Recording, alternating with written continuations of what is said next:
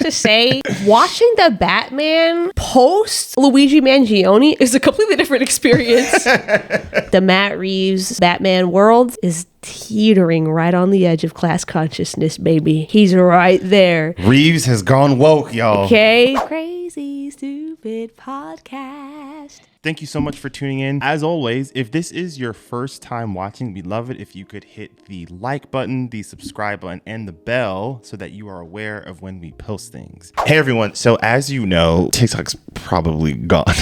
So if you want to continue seeing the content that we're going to be creating, in our bio, you will see a link to all of our social media accounts. If you wouldn't mind, please feel free to follow us on our additional accounts in the case that TikTok does get banned. We can still continue to have our great conversations that we've had. We really appreciate the support that you guys have had with us over the last 2 years, and we want to continue this for many more. Thanks. Hello, everybody. Welcome back to another episode of Crazy Stupid Podcast. My name is Esther. And I'm Adrian. And today we are coming to you with a very belated review, but turns out a very timely rewatch.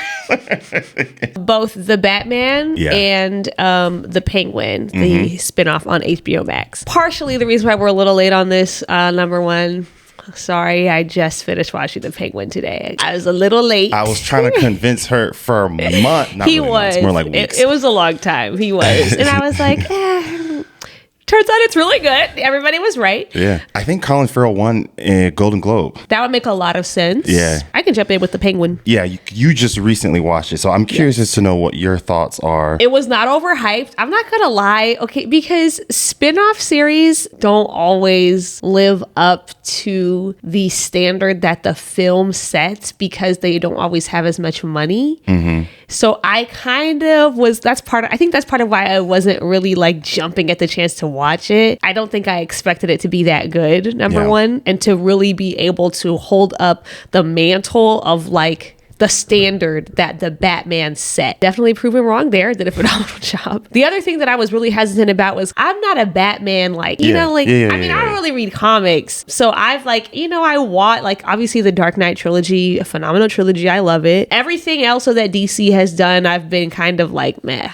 Except for the Batman. But it was an extremely, extremely well-told story. I really appreciate what they were able to do with these characters. I feel like they did such a good job putting the viewer in such an uncomfortable position because there was something about the Penguin that at times was like very sympathetic. Yeah.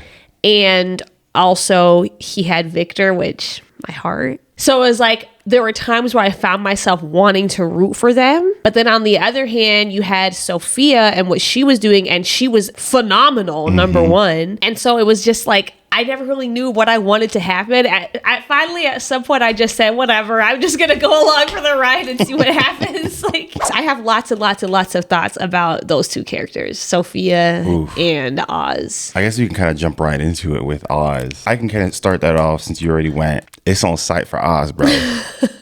I'm sorry. He gotta go. He gotta go, bro. Listen, I don't know if they will, but if they were to make Oz the main antagonist for the next Batman film, I would not be upset about that at all. Because the way Colin Farrell bodies that role, it goes up there now in the book of like, I can't see anyone else be that character except that person category. Ooh, like Heath Ledger. I mean, Heath, Hugh Jackman, RDJ or Chris Evans, I think they're sort of in that boat. I would put Colin Farrell in that category, personally. Yeah, no, he did a really, really, really good job. Hats to the writing, but also to him to make it believable. There is a bit of like an underdog tone to his character. Like he's not taken seriously. People sort of look past him. There's also like a slight bit of charm that he does have. He's able to sort of sway people and then he makes you believe it.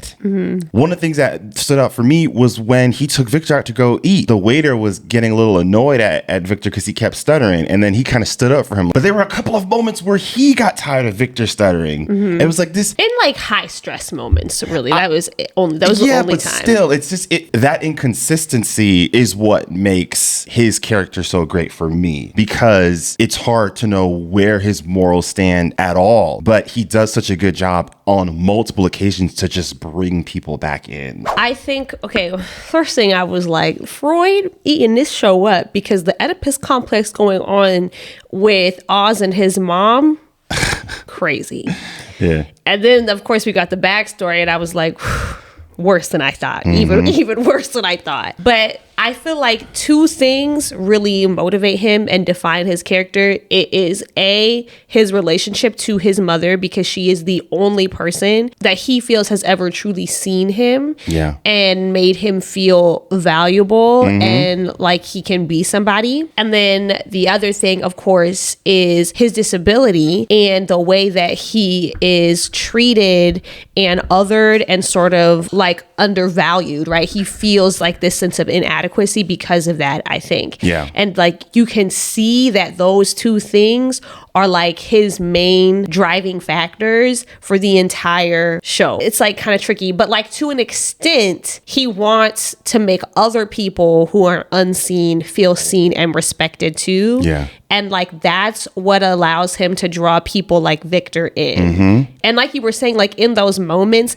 you see why, because he has an ability to tap into that type of like that insecurity and that victimhood, that underdog mentality. He can tap into that and see it in other people really, really well because he has it himself. Yeah. That's the thing. Like for the entire season, you're like trying to figure out like, does he have a code? Like, does he have like something that he like really stands for that puts a limit on like what he will and will not do and what he will and will not sacrifice?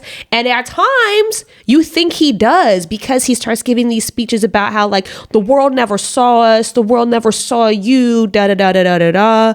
But then every single time when it comes down to it, you find that he's willing to sacrifice all of that because his only code is really just he wants to be somebody who is important. Yes. And no matter what he has to give up to do that, he will. Like the whole time it's like, is he a redeemable character? Is he not? And it takes, I think, until like literally the last seconds of the show to solidify that he's absolutely irredeemable. That's when I was like, it's over. Yeah. There's complexity, you know, but there's no nuance in the morality of who he is anymore. I don't think so. I think he is a sympathetic character because you understand how he has got where he's gotten to. A lot of it really does come down to his disability, and also just like his general appearance. Yeah. I feel like the Penguin has to look like that because you can literally see in like every single one of the interactions that he has in the show, like literally every single one, because of just how he appears and because he is somebody that like society kind of deems as like grotesque. I mean, quite literally in real life, we have associated like people who are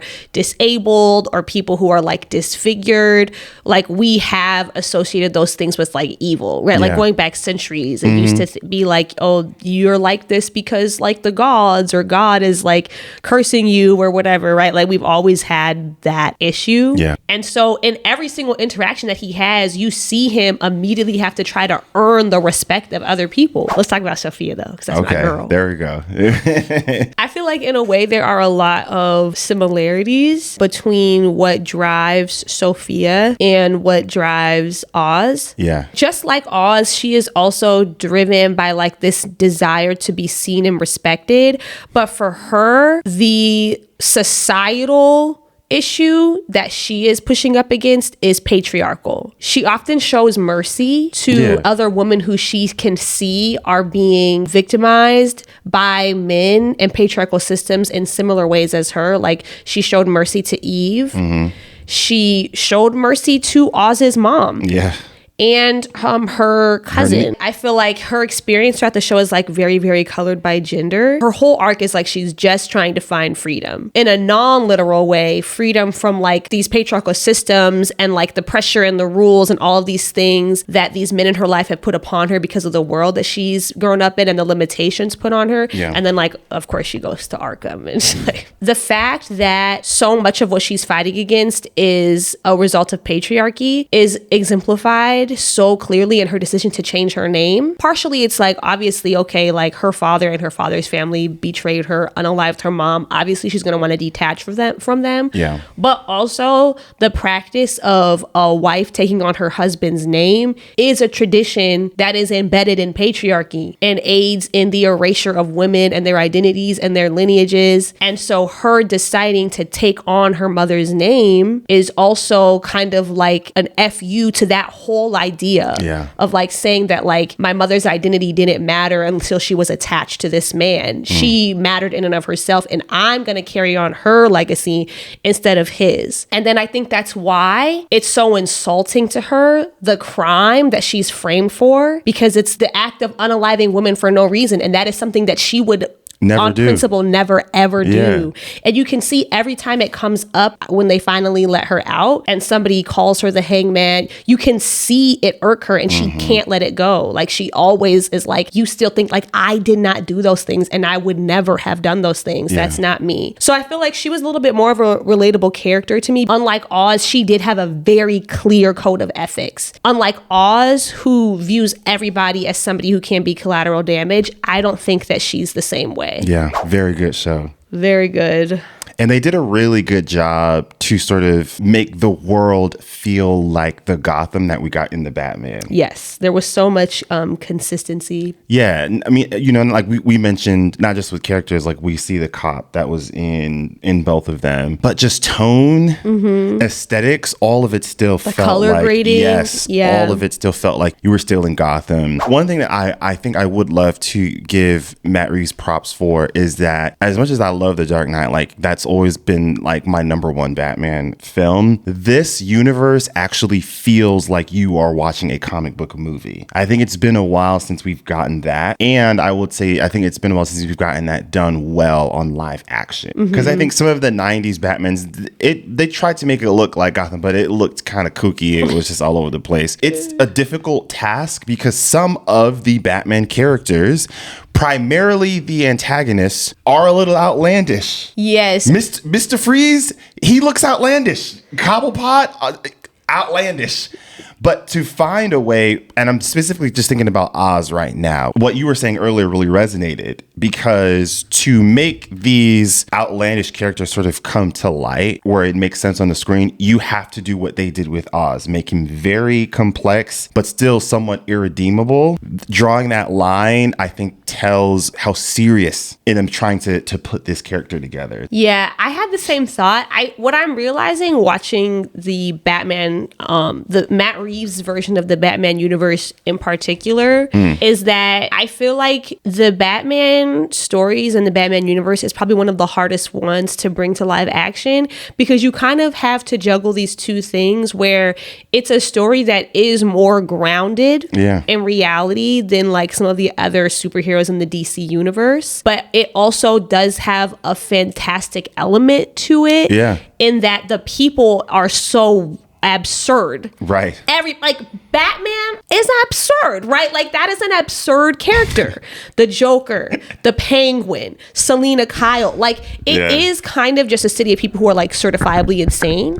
And so you have to create an atmosphere in the film where things feel real enough that it feels like a real place, but that it also is believable that all these people could exist in that world. Yeah. And I think this is the first time that we've seen that balance done really well. I feel like the Dark Knight trilogy, beautiful. Yeah. Extremely grounded, for sure. Right? Like down to the design of the city. Like I saw somebody online one time that was like, basically Christopher Nolan just made Gotham look like Chicago. But it worked for what he was trying to do. Sure. What he basically did was he decided to make a place that felt extremely, extremely real, and then have somebody like Heath Ledger play the Joker. And part of what made that Joker so resonant is because he stuck out so much. Exactly. He didn't feel like he fit or belonged. And that's what made him scary. Yeah. But what I was realizing watching the Batman and watching the Penguin is that in this Batman universe, the Joker does feel like he could be an organic creation of this city.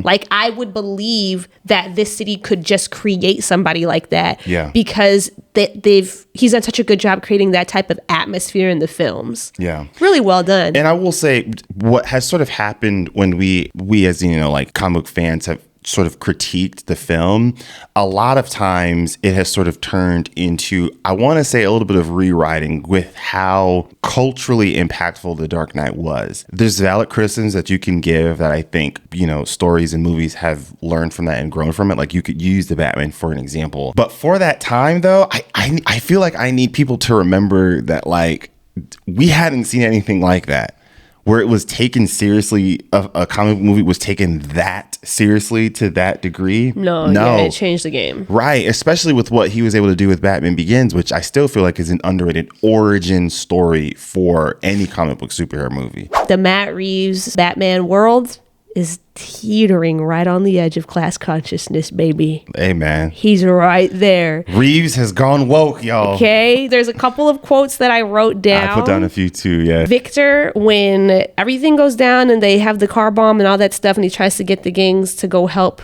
Penguin, he tries to give his little spiel, and then they're not receptive. Yeah.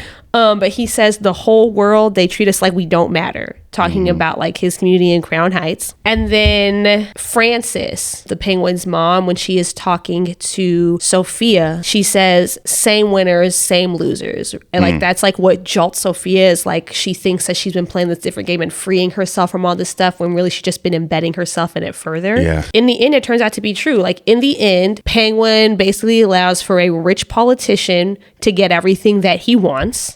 Penguin, like, he gets some things that he wants, but he does not get what he wanted most, which was the validation from his mom that he'd done what he told her he would do, and he will never get that because she's in this, this vegetative state. Sophia's in Arkham, which I just think is the saddest ending to her story, but I am excited for a Selena Sophia Hook team up. I think that's going to be magnificent. Yeah. These rich politicians are benefiting off of all of this chaos, and it's all the same people paying the price that it always has been. I would go even further. One of the riddles that the Riddler uses in the Batman, when he's trying to have them guess, the answer is justice, but he says it can be cruel, poetic, or blind. Obviously, blind justice system. But then it also says, but when it's denied, it's violence you may find, which I'm just saying, think about what's sort of been happening over the last couple of months. I have to say, watching the Batman post Luigi Mangione is a completely different experience. I had completely different feelings this time around. Listen, man, life imitates art, bro. Yo. Life imitates art. This is really funny because I remember after like everything was like, we had just found out about the CEO, blah, blah, blah. And I remember there was conversations online about people being like, this superhero wouldn't have stood for this. Da, da, da. And there was people were like Spider-Man, Captain America. I fear that this movie answered that question for us, and I don't think it is the answer we wanted. I fear that we do, in fact, know exactly what the Batman would be doing in this situation. I feel like this is the first time that I have seen a Batman film contend with like the politics of a billionaire fighting crime. Yeah. Now that I've seen it, I'm like, that's actually a necessary thing. Like you do have to work through that because, yeah, a billionaire fighting against crime is going to have a certain understanding of what constitutes crime. Yeah, I put that down. I mean, even so, Catwoman actually calls him out on that, where he was like, I don't even need to know who you are, and I can tell you grew up rich. Yes. Just by the rigid nature of what justice looks like for Batman for maybe like the first half of that movie is very... I'd say more than half. Yeah, blinded by, one, his own trauma, but two, his own privilege, and three, his lack of interaction with people that are not in his class system, where it's just like, you made this choice, you should have known the consequences. And I think Selena is very caught off guard by that because you guys are just living in two completely different worlds, bro. He just doesn't get it. He does not. I remember when I first saw the movie, before I even get into this, masterclass in an opening scene, okay? phenomenal way to open a movie. Absolutely amazing. And then of course the subsequent scene with the, you know, the narration from Bruce and the Batman theme music, like amazing. I do remember though watching that scene and like he's talking over it and he's like, I'm in the shadows, I'm vengeance, blah blah blah. And then the crime that they're showing is like a guy graffitiing on the bank. It's like literally like petty crime. I remember being like, this is the crime Batman we going after, like, for real? Well, now I think it was all intentional. Now I do too, but somehow the first watch I like did not really come to that same conclusion at the end. Now I feel the same way. I do think it was an intentional choice because it shows what he cared about, because his understanding of what happened to his parents is that it was a result of that type of crime, of some, you know, down on their luck individual doing something irrational or violent, you know, like that's his understanding of it. Yeah. And I think that colors everything that he chooses to prioritize after that. But as we come to find out in this movie, that's not really the story of what happened to his dad. And I would also say there's that scene when Bruce Wayne's, they go to the funeral of the former mayor, and that one guy who's probably clearly some civilian was just like, he had it coming. And Bruce has this look on his face of like, I can't believe you would say that. Or it's like, it also is like you're talking to one right here.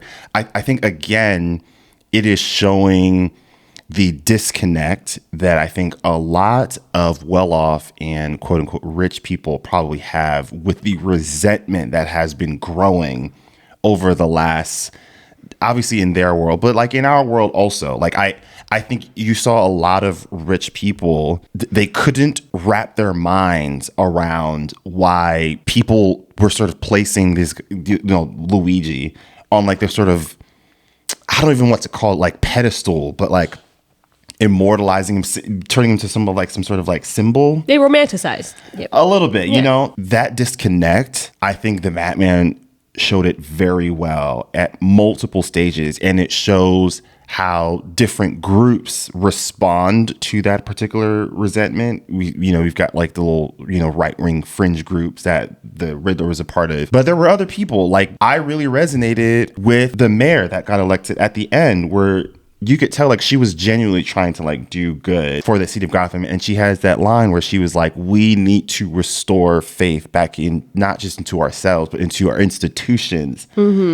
I do think that is a direct response to probably her being a Black woman. I think was also very intentional, seeing what's happening to that town and saying like, this just isn't sustainable. Yes. I will say though, I'm kind of like side-eyeing her a little bit because Victor's neighborhood is in shambles and nobody's doing anything. Yeah. And like that was part of the Riddler's thing too. Part of what he says to his followers is like, you know, she's been running on this idea for change and this idea that she's gonna like bring a new face, but we all know the reality and we know the truth of like what Gotham is, and like just not really believing either in her intent or in her ability to actually get it done. I think it's the latter. I would just be it would have been interesting to see some of that at least referenced in the Penguin, but I'm sure we'll get more. I think if she had ill intent, she would have been targeted. Well, she was. Well, but not by the Riddler. That was more so, I think that felt like a culmination of things. Some of those, I don't know if that was an instruction for them to take her. I think coincidentally, she decided to go up on that stage and make that speech. Oh, I read it as they went in with that plan. But how would they have known that she would have gone and make a speech though? That made it feel like it was a little bit of a coincidence. At that point, to me, it felt like F it. Casualties on any side, it doesn't matter. We're trying to make the final statement. And I mean, I guess it could be either or. Yeah. After watching the Penguin, okay, like beating these people up is actually really doing nothing. Like I'm like, Bruce, like you don't see like the conditions of the city are fostering that, like they are creating environments wherein people come out willing to do absolutely insane, crazy things. Exhibit A, Bruce. So, but I feel like he got that at the end, though. I hope so. The thing that gives me pause is he came to this realization too late for us to see if he ever would have turned his attention to the actual people responsible. Like, that was like really like the driving wedge between him and the Riddler, right? Like, the Riddler, like, both of them are orphaned, but the Riddler, because he doesn't come from money, his being orphaned forces him into the shadows, like into being unseen and forgotten. And so from that place, he decides, I am going to take on the people at the top who I know are responsible for all of this. But Bruce was the opposite. This horrible thing happened to him, but because he was sheltered by his wealth and his privilege, he decides that he is going to put himself intentionally into the shadows to take on the other people in the shadows doing that stuff, instead of targeting the actual people responsible, which are these powerful people committing these crimes in broad daylight. Oh, what did Bane say in Dark Knight Rises? You think darkness is your ally? You merely adopted it. I would be very, very interested to see if future Bruce Wayne is going to now turn his attention to that type of corruption. One thing that I have noticed that's sort of becoming a bit of like a trend in comic book movies is the sort of radical antagonist that still somewhat misses the mark. Yep, that's exactly, I had that same exact thought. With the Riddler. And I think the Penguin did a really good job of driving that point home. When he enacts his final stage, the Riddler, when the flooding comes in, the Penguin sort of showed, like with what happened with Victor, it's the marginalized people that seem to be impacted the most. Mm-hmm. You're flooding the overpopulated areas. You're flooding the poorest spaces. Those people that are living out in like the rich part of the suburbs in Gotham, like, bro, they're good. Riddler isn't making the point, or in my mind, he lost momentum once he makes that decision. Mm-hmm. It's the same thing that we got that with Killmonger. He was making all of these points I thought were valid, but then eventually when he's sort of fighting with T'Challa in the final act, he is essentially implying that he would take on white supremacist tactics to put, in his mind, black people at the top while keeping that system in place. Yes, he wanted black supremacy. That's not what we're asking for. And then we got it a little bit. Fans had to make this a little bit clear for us when we watched X-Men 97, when Magneto does that large EMP. Mm-hmm. You know there were mutants impacted by that. Yeah. 100%. So, and regular civilian you know what I mean? But I guess what I was thinking about for the Magneto case is like you're hurting the people that you claimed you were trying to fight for, which would end up feeling like a bit of like a contradiction. Yeah, I feel like it's becoming very common in like comic book movies. I was trying to think, but like, is there one where they don't do it? Maybe like V for Vendetta, maybe? Because they branded him as, I've seen that, but I think so. The T word, you know? And I feel like his code stayed like pretty consistent. I haven't seen it. Maybe not. It's been a long time since we've seen that, but that was the only one that came to mind. They made a few, because I read that graphic novel. Yeah. And I think they made a few changes too. Oh, really? I think, if I remember Alan correctly. Moore, right? Mm-hmm. Yeah. But I had that exact same thought. This is where I take issue with the writers. I feel like I wrote down, did they Magneto the Riddler? Where it's like he's making points. You don't have to agree with his tactics, but like he's making points and he's very consistent. And this last thing that he does, to me, actually feels very inconsistent with how they presented his motivation. Like, to me, it would have been a different thing if he, maybe he specifically targets the rich part of Gotham or something like that, like maybe, but like this feels inconsistent. Now, maybe that's me trying to make him more of a like heroic, for lack of a better word, figure than he's meant to be. Like, maybe he is just supposed to be somebody who's been through so much that he just like doesn't care. He's like, F it all. That kind of seems like what they chose to do.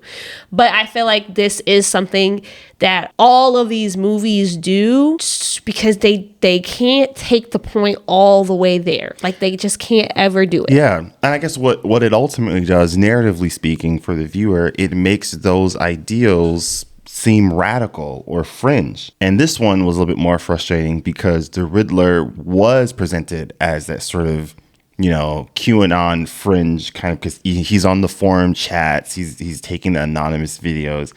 Even that felt a little bit more so different than what we were getting from like a Magneto or like a Killmonger. The only thing that I would say that made it a little bit better for me was that some of those ideals were birthed out of Batman's tactics. And that, I think, made me like, I could see it. Like when Batman's sort of interrogating Riddler and he's like, you taught me that all I needed was violence and fear. Mm-hmm. I can see how that could be appealing to the sort of alt fringe groups, you know, wanting to like make a statement out of their like sort of, you know, unfortunate lifestyle, you know? Yeah, I can see it too. I think it's just, it's really interesting because you can tell we're in this weird space now with superhero films and just like the concept of superheroes in general. It's changed so much. Like my understanding of how a lot of these stories, especially like Superman and stuff, came to fruition is that like in a time like, okay, like I'm pretty sure Superman's stories started like World War II era-esque. Yeah, one of the World Wars, I can't remember, but yeah.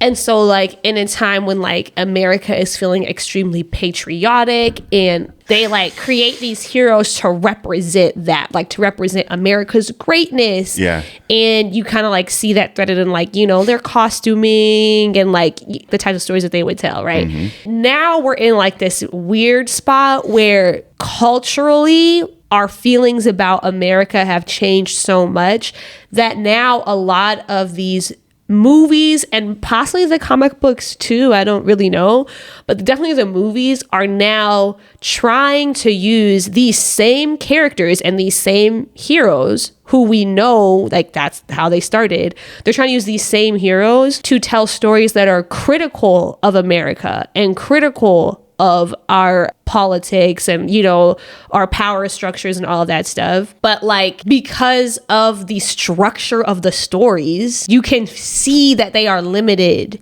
Yeah. In like how they do it, because every time it's like, we're going, and then it just stopped. Mm-hmm. Now, I'm not saying that you need to send heroes on like a crazy, like unaliving spree of like of politicians and stuff. Like, we're not advocating for that here, okay? Yeah. But like, I do think we are due for a superhero movie where the superhero in question actually does take on the powers that be, like in a direct fight and conflict. All loves like the Black Panther movies. They ain't done it yet. Mm-hmm. Okay, even in the sequel, what we do, we went after the underwater indigenous people. Okay, I don't think Hollywood would go in that direction personally. I think there are some maybe comic books that are not tagged to, you know, like the more larger ones. They could probably take a little bit more risks. Mm-hmm. But I think it's been a while maybe since we've seen the comic book industry take the risk that I think, you know, middle, lower class people are kind of like desperately wanting, in my opinion. I think it's been a while. It just is kind of like sad because they like keep teasing it. Yeah. And like that's what's like, it's just, you know, I still really enjoy the movies and I appreciate what they're doing, but it does kind of makes it feel a little bit inauthentic. So thank you all so much for tuning in. We'd love to hear what you all think, and we will see you all next time. Take care, everyone. Peace.